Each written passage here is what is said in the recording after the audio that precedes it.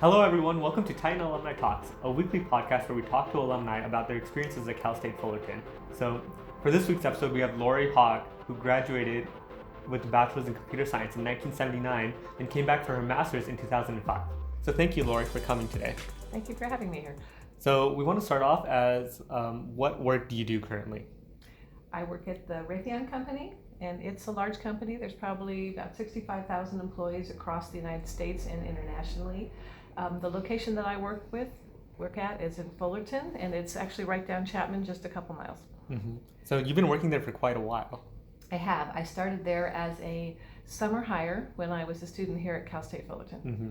Because you started working in 1978 before you graduated. Right. So it was supposed to be a 3-month position, and it's been over 40 years that I've been at Raytheon. So it was a good thing to have that 3-month summer hire job because it got my foot in the door. Mm-hmm. So tell me more about why you chose Raytheon to begin with when you were going here. It was initially called Hughes Aircraft, and then it became part of Raytheon, but several of my fellow students were working there in internships, and so I sent in my resume and got called in for an interview. Okay, that's great. So let's go to your experiences at Cal State Fullerton. Mm-hmm. So when you came in 1977, what was it like over here? Because it's been some time. It was a different world. Orange County still had orange trees. I was living in the city of Downey, and at that time, Long Beach State was closer to my home, but they didn't have a computer science department yet. And Cal State Fullerton had just started their computer science department, and so I signed up here, and that worked out great. The environment, as far as the technology, was very different. There was no cell phones. There was only one engineering building, and now there's two, so there was only one at that time. There wasn't internet, there wasn't Wi-Fi. There was something that we had called DARPANet, and if you were lucky, you could find a DARPANet connection somewhere in a basement somewhere. And as far as software development, we used computer punch cards, and we had to walk into a building and submit them at night. And if we were lucky, the next morning we had our computer printout. Mm-hmm. So going back to that time, Mm-hmm. how did you know that computer science did you know it was going to be such a breakthrough? Because right now, everyone's focusing on AI and neural networks, and computer science we're saying is the future.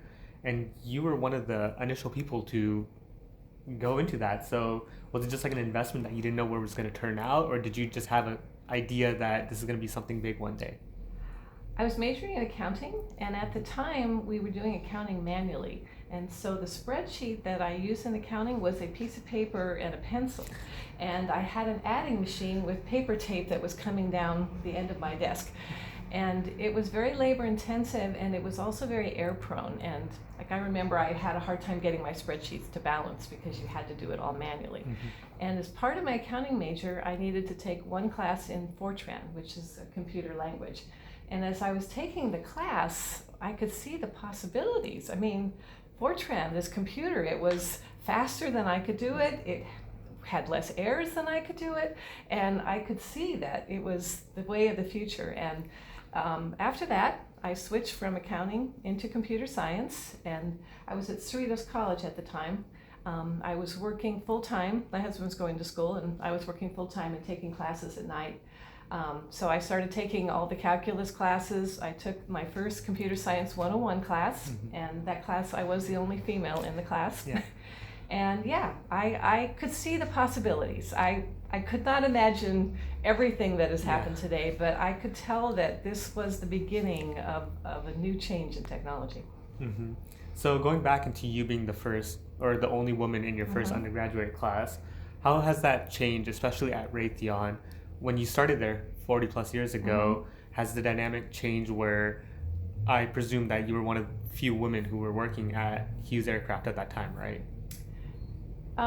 Computer software has more women than some of the other majors. I think mechanical engineering and electrical engineering have less women. Computer science does have more, but even more is maybe 15 to 20%. And I don't think the numbers have changed as much as I thought. I think that there are still not that many women in the major, and it's too bad because it's a really good profession. Yeah.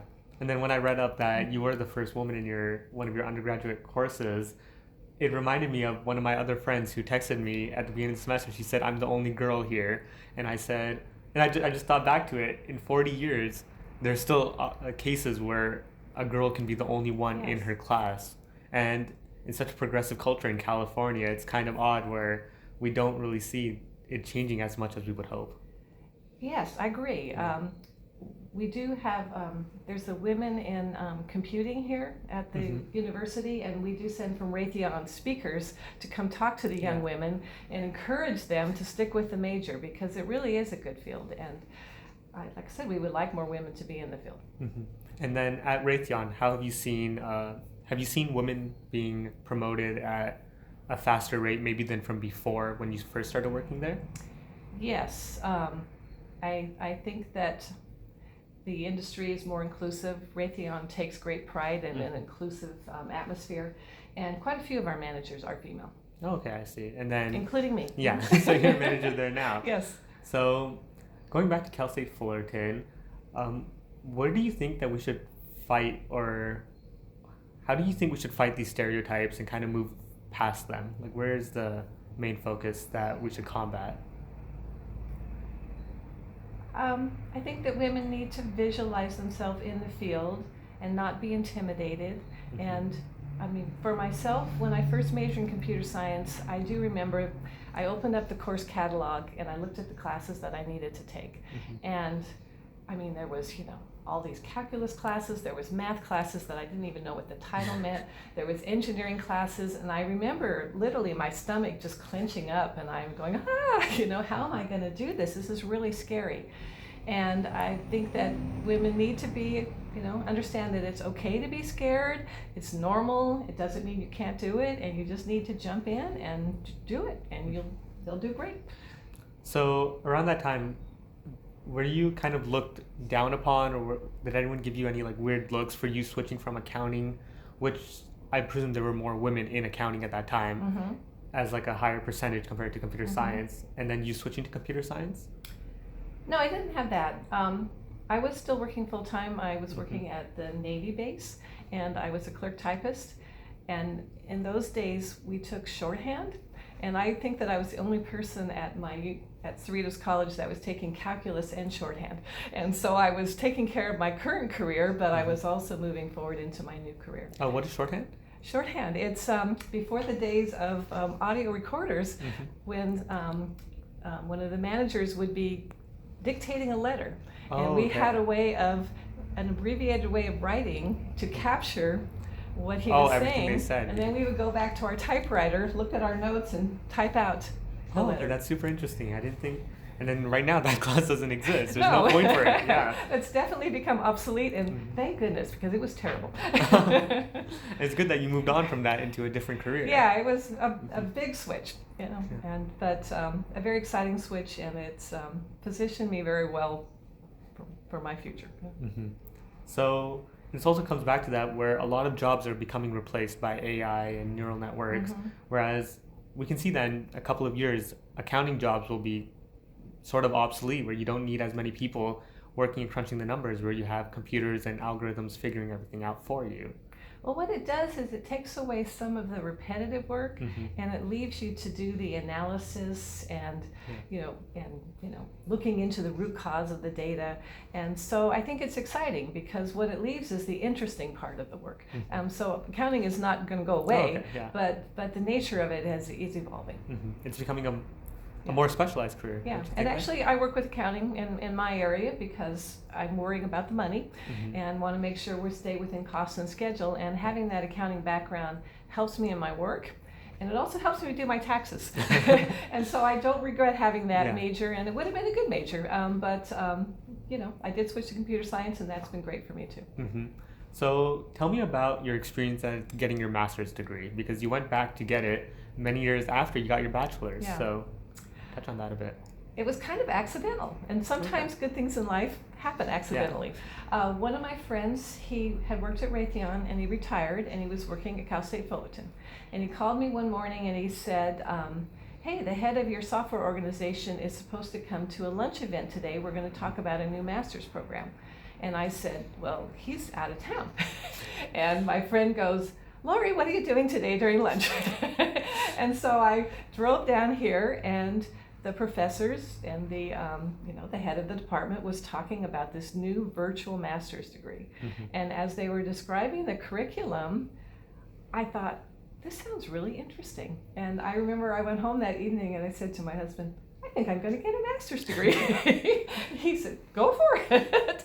And I signed up, and actually I was, again, nervous about it. I hadn't been in school for many years. I didn't really tell anybody that I was signing up because I wasn't sure how I was going to do. So it was kind of just, I was very low-key about it. And anyway, it turned out great. I graduated top in the class. So I shouldn't have been nervous, but I was, because it was a big change to come back to school after being gone for so long. Yeah. And some of my fellow employees were more recent graduates, and they were great about helping me through how to register and how to get the books and all of those things. Yeah. Because then the 30 or so years in between, it must have been a big change between how the campus was working at that time. Yeah, the way we used to sign up is you physically walked up to different tables and you got a computer punch card that gave you the rights to be in a class. So yeah, it had changed a lot. And then at that time, it was an online class. You weren't coming in for the classes, right? Right. So the advantage of the online training was that I didn't have to find a parking spot. That's a good one. So it was very efficient because the time that you were using it, you were on target as far as learning. It was very efficient. I didn't have to find a parking spot. That was nice. The time that I'm spending on the program was really focusing on the studying and learning, and I like that. I had a family, I had a career, and so I needed to fit this program into that, and it was very flexible. I would literally each week kind of look at my schedule, look at my kids' soccer schedule, look at my work schedule, and figure out where I was going to put this classes into the program. Yeah. And I also like the flexibility because when I was on business travel, I could continue with my studying, and I even sent homework in from a cruise in Alaska. And I liked it. It made it possible for me to get the master's. I wouldn't have been able to get it otherwise. So you talked about the advantages of it. Are there any disadvantages that you see in taking online class or taking a master's online, or even some undergraduate courses online? I did miss the interaction with the fellow students. I like the face-to-face communication. We communicated in small groups on our projects. We communicated on an online Blackboard type system. But yeah, I like people, and it would have been nice to see my fellow students. We did get together maybe 3 times a year, and that was fun to see the face behind the name. And then there's a bit of work ethic that you need to put in yourself because there's not someone teaching you, right? Well, there is, because we view the classes that are taught live, and so we can listen to them or view them on a video, and you've got to read the book. But yeah, you got to be organized, and you have to be motivated.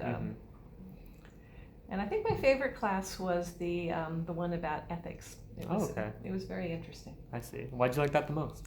Oh, it talked about things such as whistleblowers, and that's become, more and more prominent right now. Very prominent in the news, and it was interesting to read about what the rules were and the rights were, and now when I see the news, I have that background from that class. And also at my work, I want to conduct my work in an ethical nature, and I want my team to do that, and it was good to be able to think about those concepts. Yeah. Because at the work training, they do kind of touch on it, but it's good to have a bit of a background going into it. Yeah, we do take yearly ethics classes at my work, but it was good to get another perspective and read about the laws and the requirements. From outside the company that you're working with. Yeah, and I also like that about the master's program because I've worked so much at Raytheon.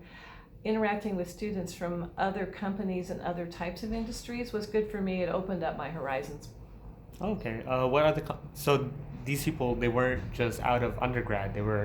They went to work and then came back for the master's? Yes, there's a lot of professionals that are in the program. And then one question I wanted to ask with the master's program is, why did you come back for your master's? Did you find any career benefits? Because a lot of people talk about, especially in computer science, the necessity or the lack of necessity for getting a master's. If you get your undergrad and know the different languages, then people think you don't need a master's.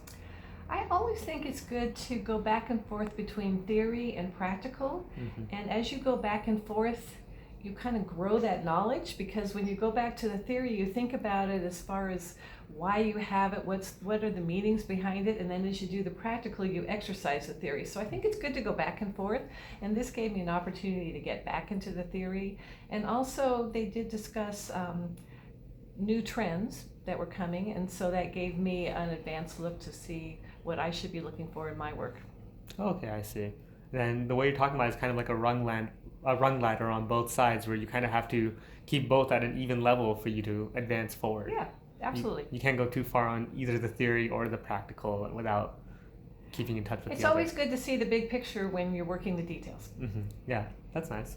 All right, so we're gonna go on a quick commercial break, and then after that, we're gonna continue talking about your experiences at Raytheon, and we're gonna ask some quick fire questions also and test Laurie's knowledge on Cal State Fullerton. Oh no, a quiz. Yeah, it's gonna be a quiz. This is your after master's program.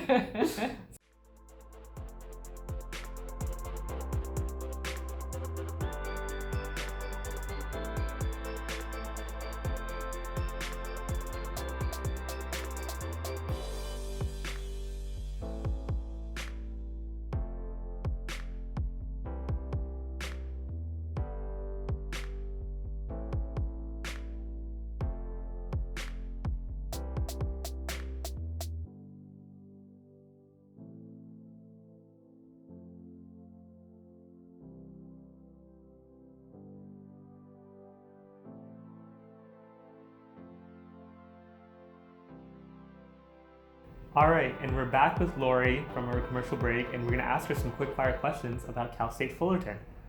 So first of all, when was the campus built?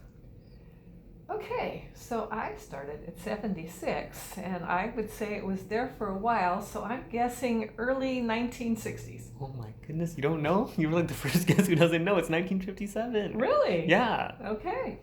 Okay, what are our school colors? Orange and navy. That is correct. There's some gray in there. It's debatable. Gray is debatable. People say gray, some people don't say gray. It's like one of No gray. We're politically decisive on that. What was the most recent year our baseball team has won a championship? I have no idea. It's 2004. Yay! We did good. I mean, we're getting back into it. We're gonna get there one day again.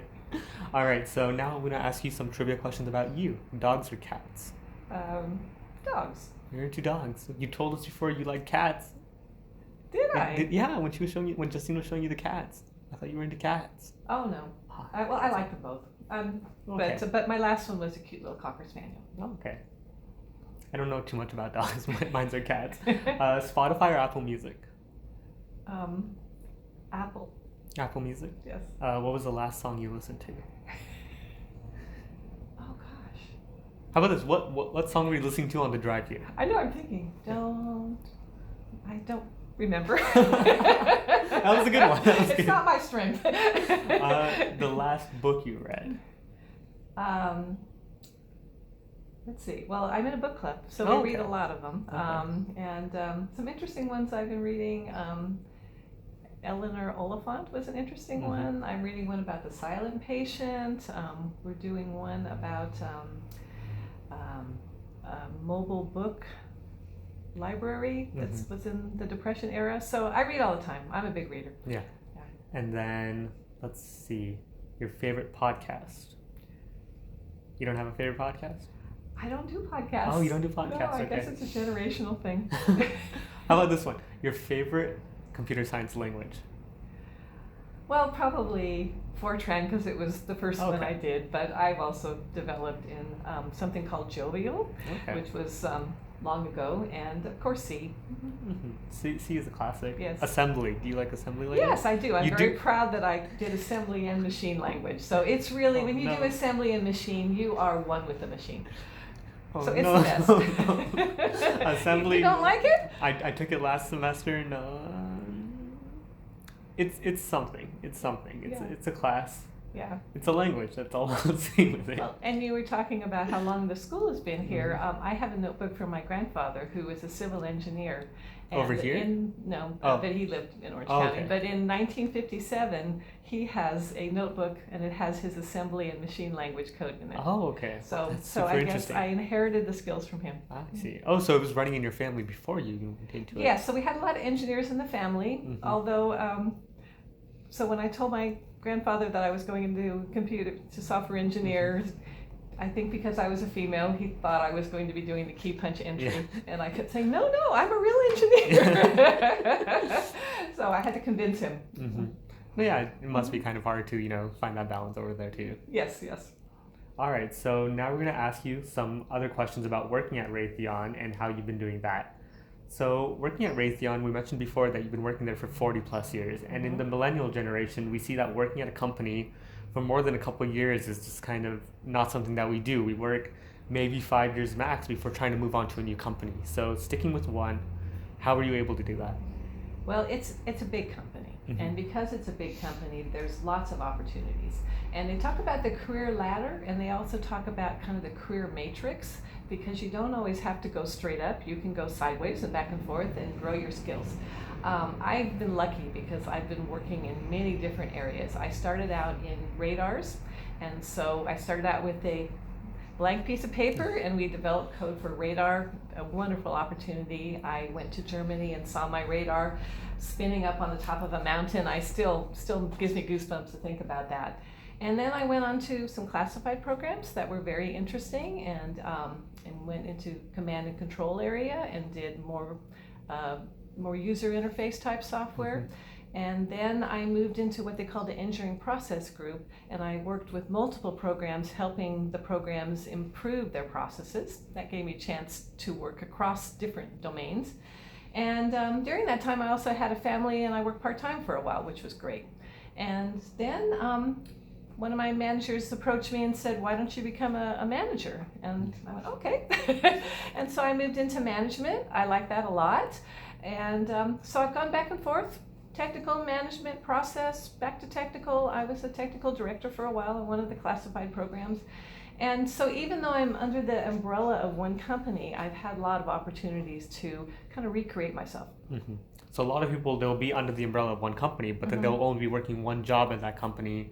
And unless they move up, that's the only way they can move. But like you said, you can move laterally too within a company if it's big enough. Well, and the nature of engineering programs, at least at my company, is you finish them. And when you finish them, you go on to another program. And that's a little scary because, you were an expert at your current program and now you're starting a new program. But the advantage is that you can say, oh, for this one, I would like to learn something new, or I'd like to be in a different position, or I'd like to be a lead. And so doing that back and forth and changing roles gives you a chance to grow. So there's always something new around the corner, something interesting to find with engineering and computer science. There is. And, if you're bored in your position, raise your hand and talk with your manager, and usually we find people things to do that is a match for what they're looking for.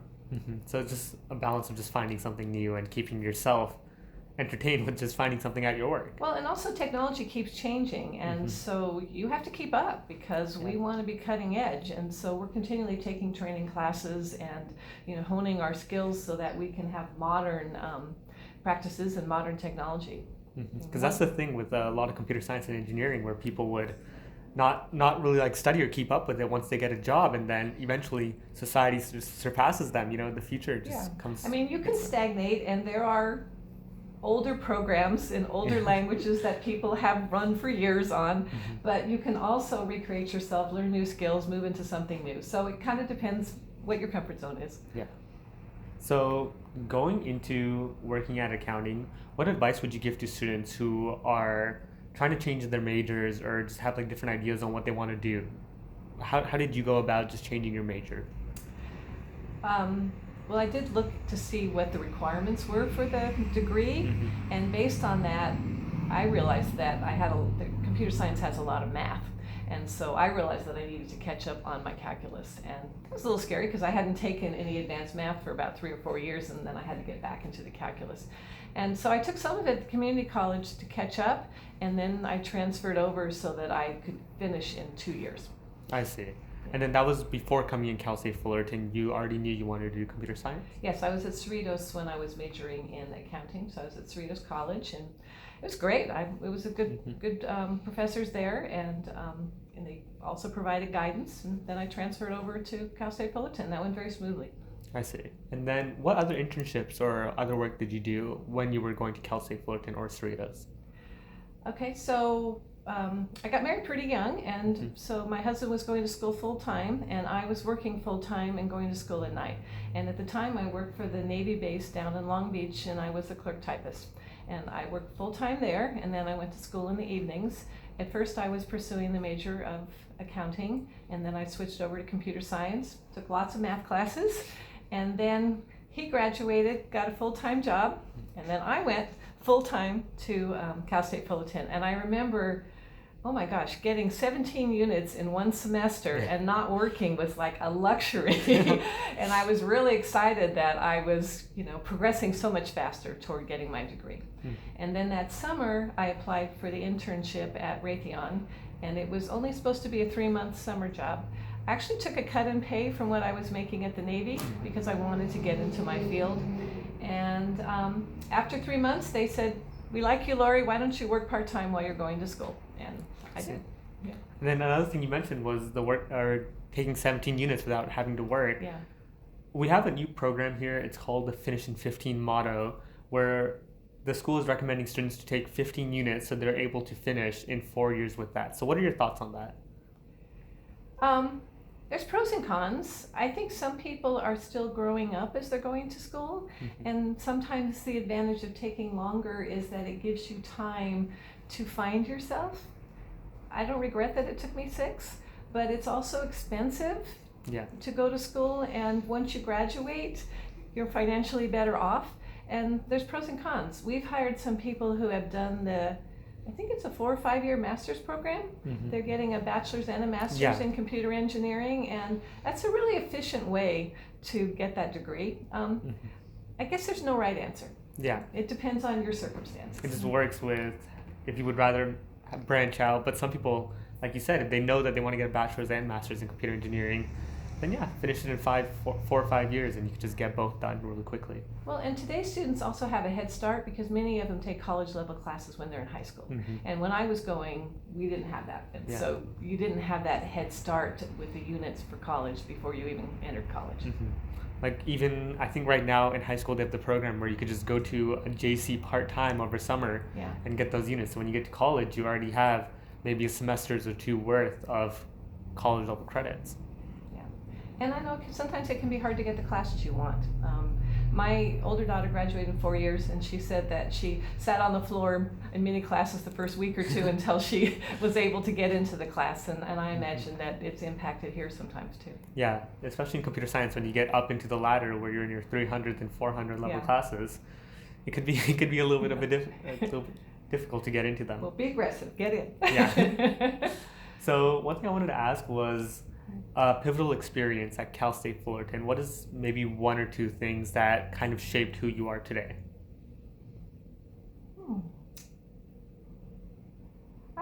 I think the curriculum, the classes were good. I think the connections, getting me connected with the company that I'm at was great.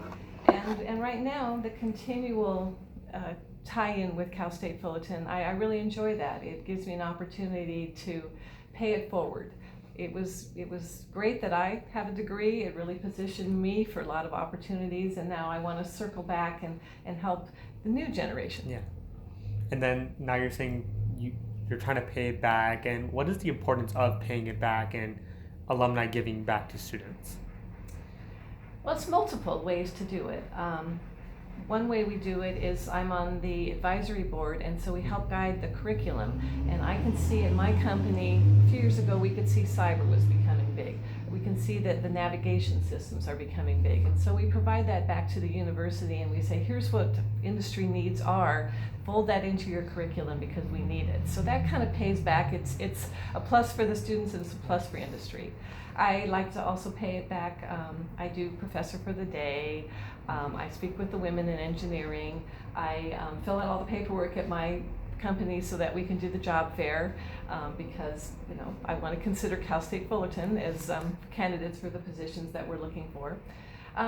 So multiple ways, and of course financially, I encourage my company to donate to Cal State Fullerton, and personally, I do too. So there's a lot of ways that people can give back to their alma mater by not just time and money, but there's small little things every now and then, maybe just coming back and speaking with students and just trying to connect with them and give them opportunities to excel in life after graduation. So another thing we want to talk about was some key challenges that you would have to overcome, whether it was at Cal State Fullerton or at Raytheon, with being a woman in computer science. Were there any things that you felt that you needed to overcome? Well, I know some people talk about the prejudice and the biases that they encounter in the workplace, but happily, I really didn't encounter that many. Okay. I think that in engineering, people admire your brain. They want the knowledge that you have. Yeah. And what the packaging is that the brain is in isn't really as important as what you're contributing. And so I think once I got to work with people, we forget all the external part and we're just worried about what you can bring to the table to help with the development. Okay, so that's good. But I don't know, I feel like right now there's, like, considering what you said, then there might be even more prejudice right now, or something that there's a negative stigma. That's what I feel that there is. Why? Okay, so about 20% maybe of women are in computer science versus, as we were saying, that Cal State Fullerton has more females than males overall, but computer science only has 20%. So why is that? Do you think it starts in high school, where, because that's where people choose, for the most part, choose where they want to go, right, or choose their career path? I'm still not sure, and we do studies and we try, like my company, we have Bring a Girl to Engineering Day, and we bring them in junior high because you need to take all the math to get into computer science, so we have to catch the girls early. And so we do projects and tours, and we speak with the women and tell them this is a good profession. We keep trying, but I don't think the numbers have changed that much. And you know, now that you're mentioning that, I did used to work at a company called AppJam Plus for Dreams for School, and it would help people or students in middle school work on block-based programming in order to get like a little bit of experience in computer science. Now that I'm thinking back to it, it was a class of like 20, 25, and maybe 4 or 5 girls in that. So yeah, in junior high, like you said before. Yeah, already it was starting. And maybe there's a perception that if you're not playing video games all night, that you really shouldn't major in computer science. But I mean, that's a nice tie, but it's not essential. You don't have to be somebody that's at one with the computer all night to be a computer scientist. It's more about learning the software and the language. And we need people with social skills. We need people who have empathy. We need people who can work well with others, and we need men and women who can do that. Yeah, and like dominantly women are in that field where they have more empathy. They can communicate a little better than men in that field. So it would be better, right, for companies if they could get women to do that. Like I said, we talk a lot about diversity and inclusion at Raytheon, and different people bring different things to the table, and it's important to pull in all those pieces. And if you don't, you could be missing a key factor. So another thing we wanted to touch on was your goals and aspirations when you were at Cal State Fullerton, and then how that changes now, working at one company. Where do you think your next steps are compared to where they were when you were at Cal State Fullerton? So when I was at Cal State Fullerton, my goals were to graduate, to get started in a good career, and some of the basic things. I wanted to get a house. I wanted to have a decent income, and so once you get the degree, if you start getting the income, then you have choices. And I really like the fact that my profession allows me to have choices in my life. And so we did, we bought the house, we had our first child, and then 10 years later we had our second child. And for a while I worked part-time, and I was able to do that. I appreciate my company had the versatility that I could do that, and it kept me active in my career, but it still allowed me to have kind of a work-life balance. And then as my kids became older, then I re-engaged full-time into the work. And then kind of we moved toward our kids, right? And so my focus was getting my kids situated, and so getting the first one through college, and she majored in communications. The second one through college, she is a marine biologist, and so looking out for them, right? And now that my children are settled, now I'm looking out for me. What am I going to do as far as my retirement? What's interesting for me and my husband, we're talking about opportunities as far as, certainly we want more time with my parents and with my grandkids, but we also want to do traveling and take more time for ourselves. So it's kind of just finding that in the beginning, you just kind of have to work hard and try and find yourself settled. And then after that, it's kind of getting your kids settled. And then after that, then you kind of get that freedom at the end.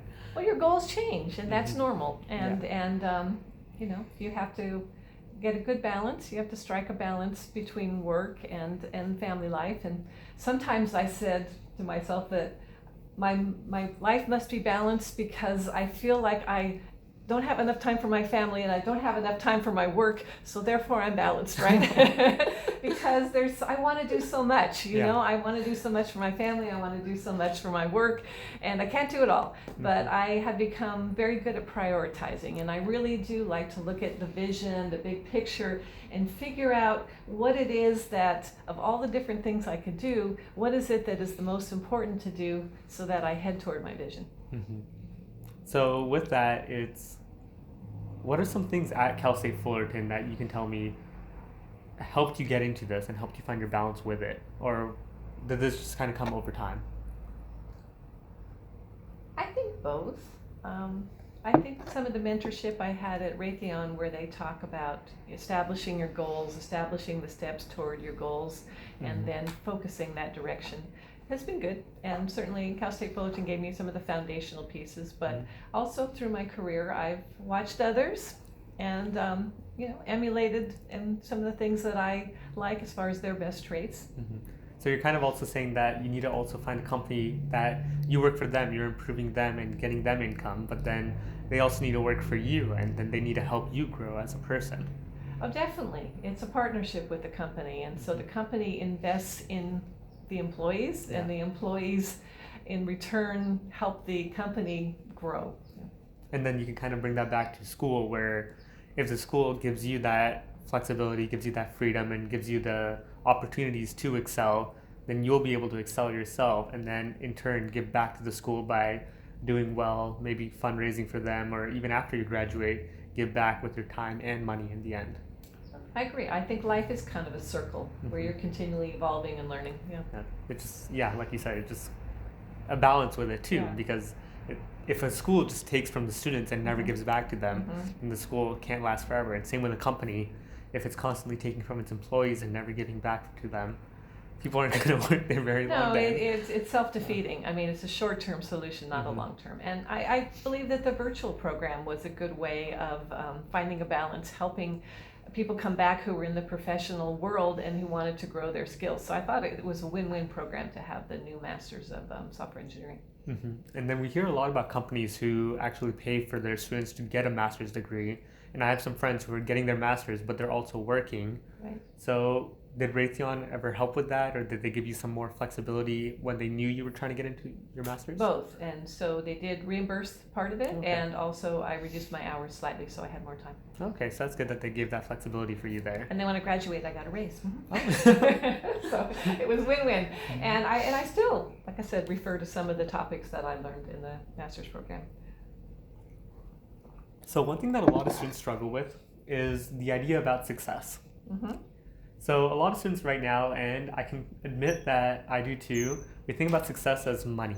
Money is where we want to go and say, when I have $1 million, I'll be successful. When I have like 5 million, I'll be successful.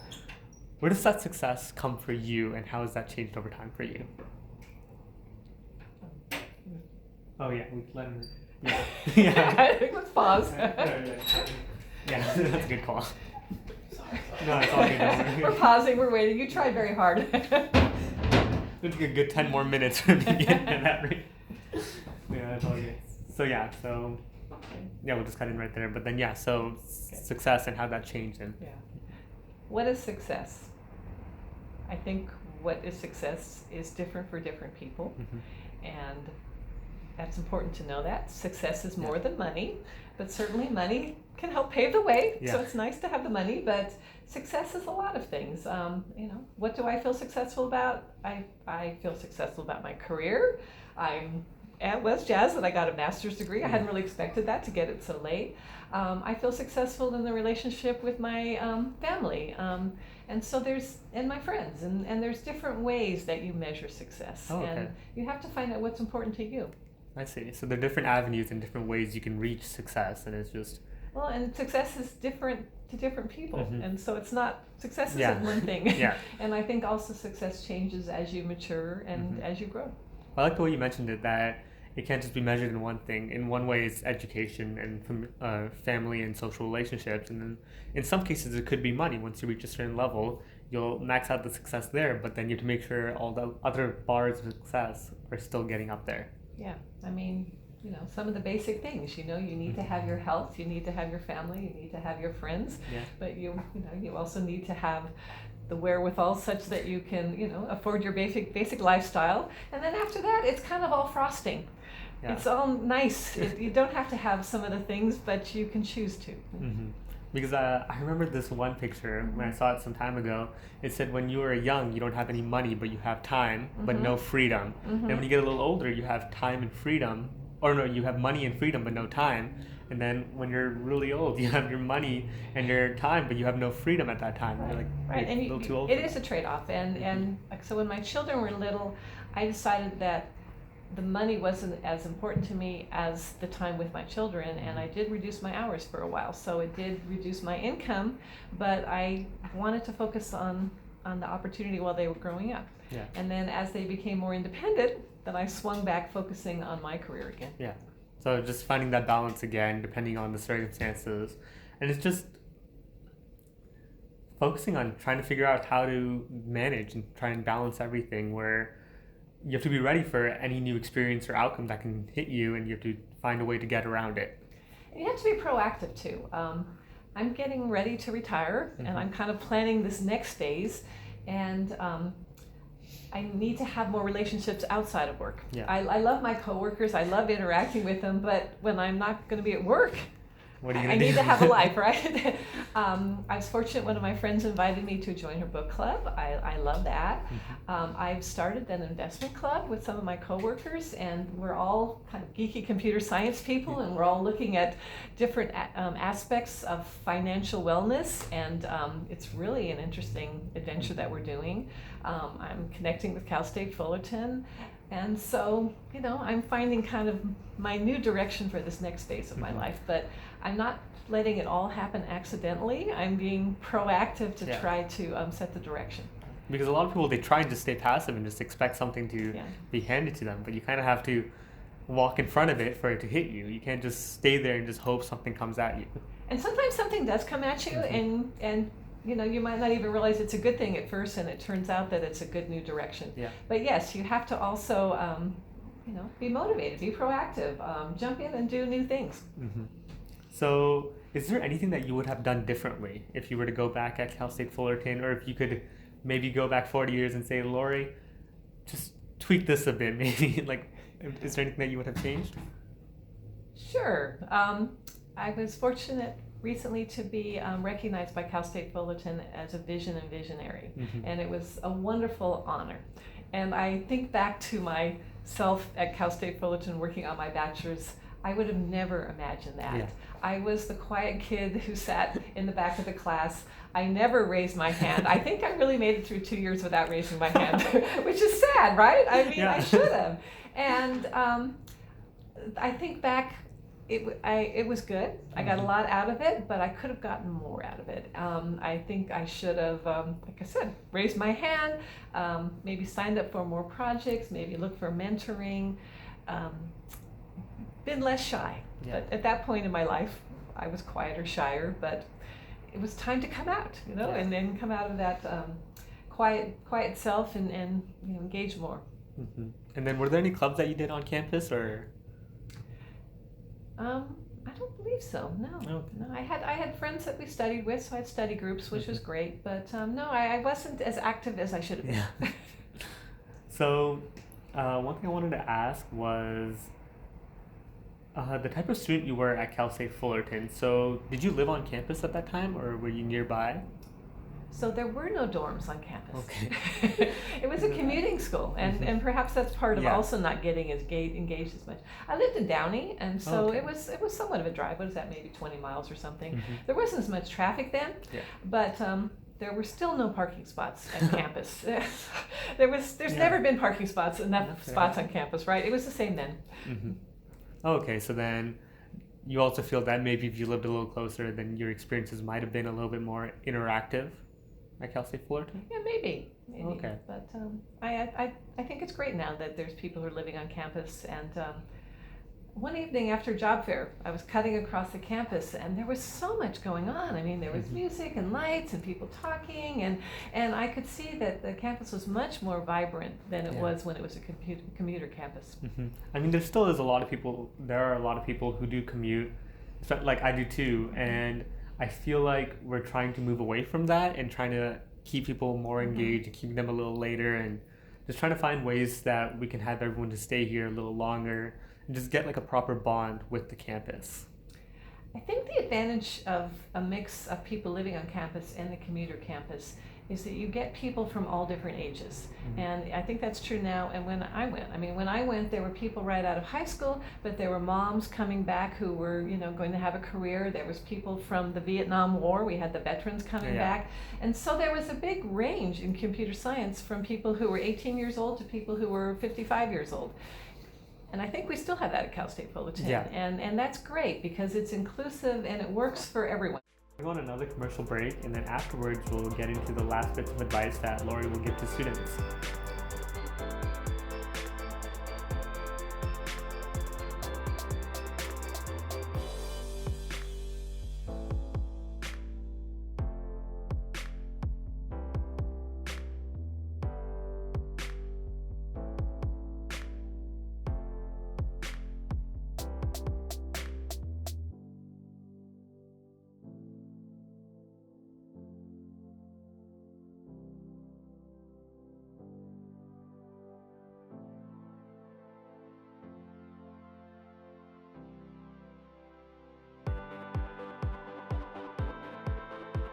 And we're back with Laurie, and we're going to ask her some advice and pieces of information that she would like to give to students at Cal State Fullerton and computer science students.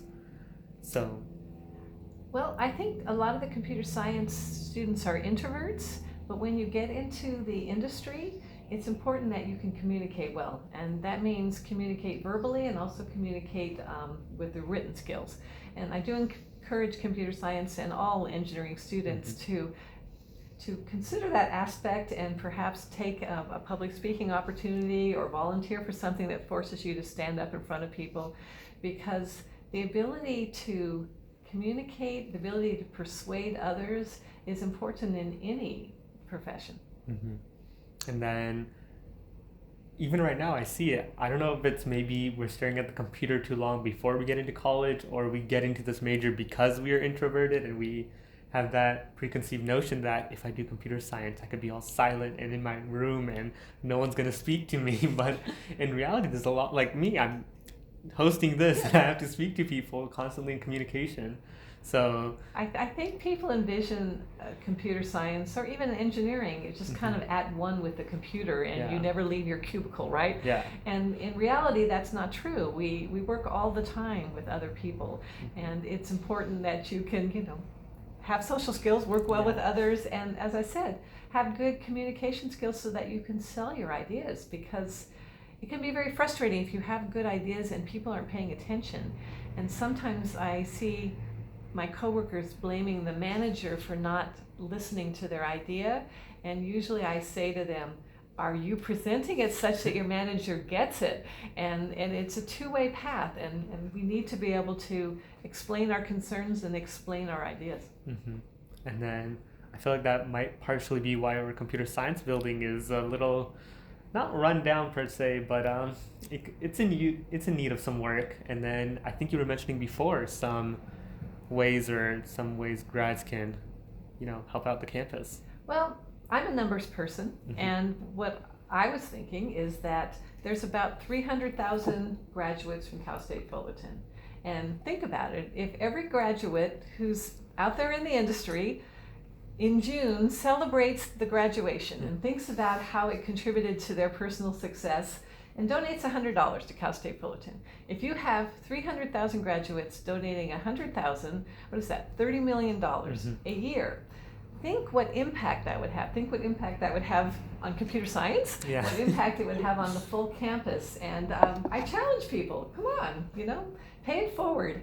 And I think people don't realize that that public colleges, public universities also need funding from the community. Mm-hmm. The money that they get from the state is a great foundation, but in order to add in the extra features that we need to make the campus even a better foundation for the students, they need other sources of funding. Mm-hmm. And it helps keep the campus affordable, because if they do need to make renovations, instead of charging the students who are just working part-time jobs, trying to appeal to the emotion here.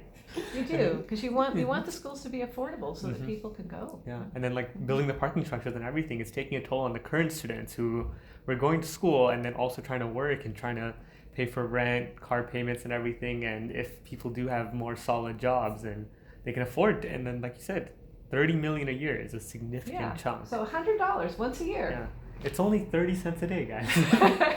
Selling us the per day, 30 cents per day. Really? Just don't get that like double shot in your Starbucks, and then you save 30 What cents an a day. easy model. And those who feel like it can do more. Yeah, exactly. Did you read about Leo Begovic, who's just donated his car collection to engineering computer science? Oh no, I didn't. Tell me more about that. $multi-million, and so he's going to bequeath that as part of his estate, and it's a wonderful opportunity. And I like the whole model too. I'm sure as he was in his career and being successful, his passion was cars. So every year probably he bought some very cool car. Yeah. And through the years they've appreciated, and now in celebrating his success, he's paying it forward so that other people can now start like he did and be able to grow their career.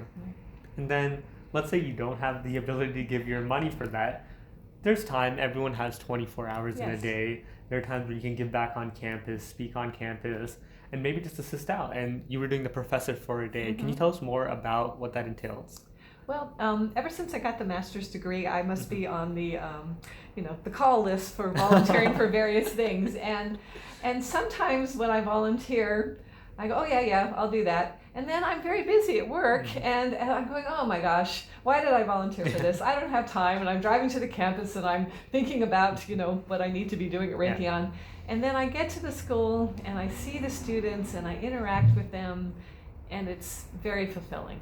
And when I leave the campus, I say to myself, that's why I volunteered, because it just makes me feel good, it reconnects me, and I'm always glad I did. After I did it, sometimes it's hard to find the time initially, but after I did it, it's a feel good and it encourages me to sign up again.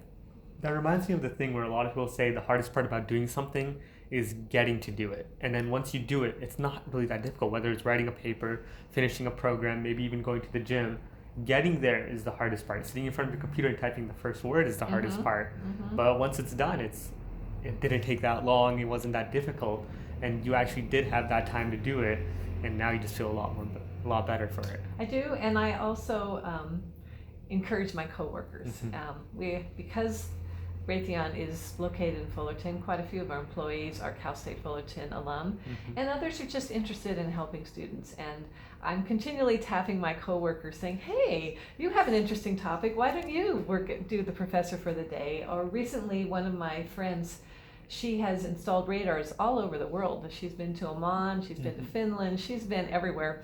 And I tapped her on the shoulder and said, where did you go to school? And she said, Cal State Fullerton. And next thing she knew, she was speaking to the women in computer science and engineering. And I'm trying to get more people engaged than just me, because I want it to be kind of exponential. I want to have an impact, not just personally, but to help, help it such that when I retire from Raytheon, people will continue to interact with Cal State Fullerton. It's like planting a seed that grows and then drops more saplings later on, and then continues like that. Yes, so I'm continually looking for people and seeking kind of a match. I have different people have different passions, and I try to kind of match that passions to things that will fit with Cal State Fullerton. And then, what are some pieces of advice that you can give to students or majoring in computer science? Because when you major in computer science, it's not just one field that you go into. There's so many other things that you can do, like game design, software engineering, regular programming, maybe web design, UI. So what advice do you have to give to students who are maybe in their third or fourth year that are kind of stuck in I know the languages, but what do I do with them? I don't think there's one right answer. Sometimes it's good to be a generalist because you're agile and you could fit into various career positions. Other times it's good to be a specialist because somebody who needs that specific skill will see it on the resume. There isn't a right answer. Find what works for you, talk to people, network, try to get an internship, work on a project. And going back to communication, it could help with that if you talk to more people, if you're more open to expressing your ideas and asking for help. And it could also lead to internships if you talk to the right people and let them know what you can do and what you want to do, and just try and work with that. It is. A lot of computer scientists are introverts. At Raytheon, I had to take one of those public speaking classes where they videotaped us and critiqued us. It was kind of scary, but it was good for me. And at the beginning of my career, I didn't have to present much, but as my career evolved, I have been more and more presenting and selling my ideas, and also writing skills. I remember when I first had to write software specifications, I'd been probably in my career for 5 years, and I said, I hadn't read anything but code and thank you notes for 5 years, and now I'm writing software specs. And it took a while to get into it, but the good news is that it improved my writing skills, and now I'm very comfortable writing papers.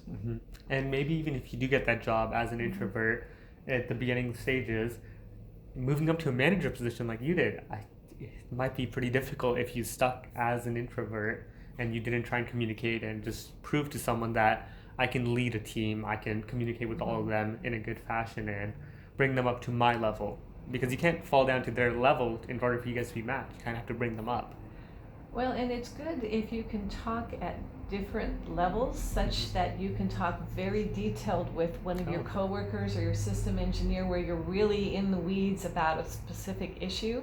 And it's also good that you can raise it up to share it with your managers and explain it at the big picture as far as what the impact is. And the ability to adjust the level and detail of your conversation to the audience is a skill too. And that reminds me of a technical writing class that we have here at 311, where they make sure that we're able to write papers and write documents in different ways, like you said, where the people who need to know the main information, they can have it, like the bosses and the people at the higher up. So when they're asked about it, they can give it. But the people who need to work with that software and work with that information, they get all that nitty-gritty detail that they can work with. Well, what I've seen is that engineers like to take you through the journey. And so what they do is they tell me the problem, and then they tell me all the challenges they had and the different things that didn't work. And then finally, after 10 minutes, they say, oh, and then we solved it. And as they're describing this path, I'm getting more and more stressed because I'm trying to think how I can help them solve the problem. And we have something we call bottom line up front, which is kind of like a topic sentence. And I try to encourage my engineers to say, boy, I had a tough problem today, but I solved it. Here's what happened. And that way, right away, I kind of know the end of the story, and then I'm happy to hear about the journey because I know how it's going to end. Or the bottom line up front might be, I had a tough problem today, and Laurie, I need your help. And then we work through the journey. And I think that's good in communication in your social life as well as your work life. Because it helps you as the manager plan out what you need to do while getting that information in real time without, I know what I need to do, and then I have to look back at the information I was given and try and see where to go at it. Yeah. And also what I found personally is sometimes I was taking my managers through my adventure and they told me how to solve it, and it was a different way than I wanted to solve it. And what I've learned is it's better for me to say, here's the path I'm taking, here's why, and then I'm more likely to be selling my path. But even if you find out that your path isn't right, you have to make sure you're not stubborn with it. I feel like a lot of people, I don't know if it's just like comp sci engineering where we're kind of struck on our ego and say, I have my solution, and even if it's not the best solution, we kind of stuck with it's my solution. And we kind of want to go for it, even if it's not the best for the team or the company at that point. You should let go of your ego when you're at a business place, because you pass software back and forth, and you have to share and be collaborative. And no program is just one person's program. It belongs to everyone who works on it. Not in big companies. Maybe perhaps if you have a small game or something that you're selling externally, but no, big companies, when you're writing a radar software, You're specializing in certain areas, and then it might be that there's a bug in another area, and I toss you into an area of the software that you've never even worked in. Yeah. So that's why it's also important for comp sci people. I know they drill it down constantly. Comment your code. Always make it the most readable thing you can. Well, yeah, and you're doing it for the next person because even you're doing it for yourself, because sometimes a year later you go into your code and you think, what was I thinking? And it's good to add notes. Why did I do this strange thing? And have it there. And I write notes for myself too. I do a lot of bids for new work, and I capture my rationale for why I chose different solutions and why I went with different financial, when I signed the dollar value. And then sometimes a year later when we win the contract, I dust off my notes and I work with my other managers so that we can see what we were thinking when we did the bid, now that we're ready to do the execution. A lot of people think that it seems similar to like keeping a diary of your work, but a lot of people are against that. They think it's kind of weird talking to yourself with keeping a diary to yourself. So yeah.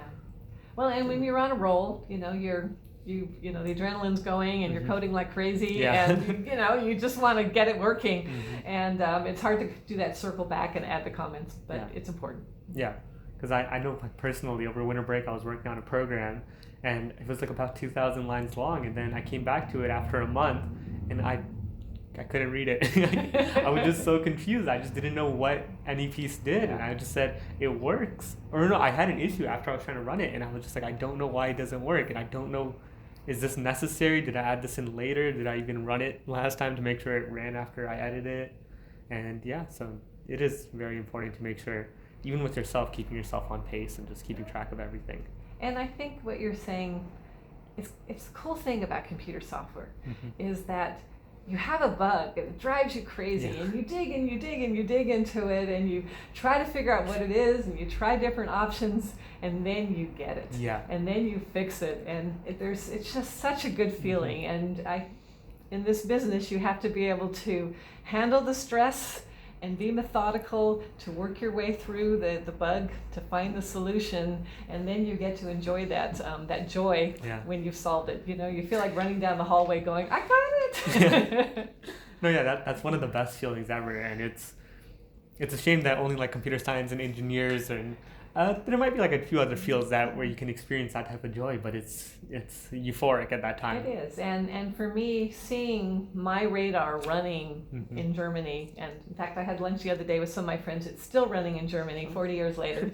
So seeing that is a wonderful feeling. I'm working on a battlefield radar now, and it's running out in the parking lot of our facility, and it's a good feeling. It's very real, you can see it. So even though software is kind of electronic and not quite so tangible, what software runs is tangible, and it's a feeling of pride to be able to take something very complicated and to make something very useful for society. Can you also elaborate on what you mean by a radar and how it works with Raytheon?